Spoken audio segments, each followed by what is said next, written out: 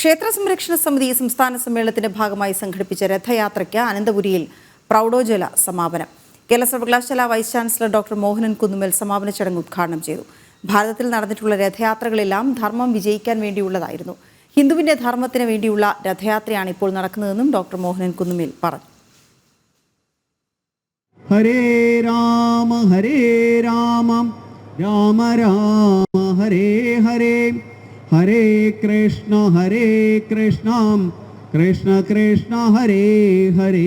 ഈ മാസം 23, 24, 25 തീയതികളിലായി തിരുവനന്തപുരത്ത് നടക്കുന്ന സംസ്ഥാന സമ്മേളനത്തിന്റെ ഭാഗമായിട്ടാണ് രഥയാത്ര സംഘടിപ്പിച്ചത്. ജില്ലയുടെ വിവിധ ഭാഗങ്ങളിൽ പര്യടനം നടത്തിയ രഥയാത്ര ശ്രീകണ്ഠേശ്വരം മഹാദേവ ക്ഷേത്ര സന്നിധിയിൽ സമാപിച്ചു. സമാപനം കേരള സർവകലാശാല വൈസ് ചാൻസലർ ഡോക്ടർ മോഹൻ കുന്നുമേൽ ഉദ്ഘാടനം ചെയ്തു. ഭാരതത്തിൽ നടന്നിട്ടുള്ള രഥയാത്രകളെല്ലാം ധർമ്മം വിജയിക്കാൻ വേണ്ടിയുള്ളതായിരുന്നു. ഹിന്ദുവിന്റെ ധർമ്മത്തിന് വേണ്ടിയുള്ള രഥയാത്രയാണ് ഇപ്പോൾ നടക്കുന്നതെന്നും ഡോക്ടർ മോഹൻ കുന്നുമേൽ പറഞ്ഞു.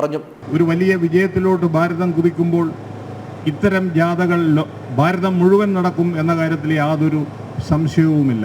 ക്ഷേത്രങ്ങൾ നമ്മുടെ തലച്ചോറാണ്. നമ്മുടെ ഗ്രാമങ്ങളുടെ, പട്ടണങ്ങളുടെ ഒക്കെ കേന്ദ്രബിന്ദു ക്ഷേത്രങ്ങളാണ്.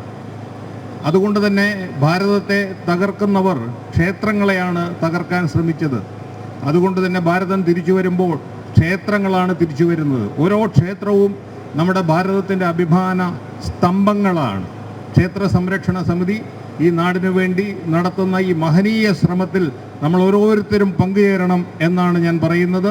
ക്ഷേത്ര സംരക്ഷണ സമിതി സംസ്ഥാന ഉപാധ്യക്ഷനും മുതിർന്ന മാധ്യമ പ്രവർത്തകനുമായ GK സുരേഷ് ബാബു അധ്യക്ഷത വഹിച്ച ചടങ്ങിൽ ജാഥ ക്യാപ്റ്റന്മാരായ മുക്കമ്പാലമുട് രാധാകൃഷ്ണൻ, ആറ്റിങ്ങൽ രാധാകൃഷ്ണൻ, വിജയൻ, സ്വാഗത സംഘം ജോയിന്റ് കൺവീനർ ഷൈജു വേണുഗോപാൽ, മാതൃസമിതി സംസ്ഥാന സെക്രട്ടറി ലക്ഷ്മിപ്രിയ, പത്മാവതിയമ്മ തുടങ്ങി നിരവധി ഭക്തരും പങ്കെടുത്തു. ജനം, തിരുവനന്തപുരം.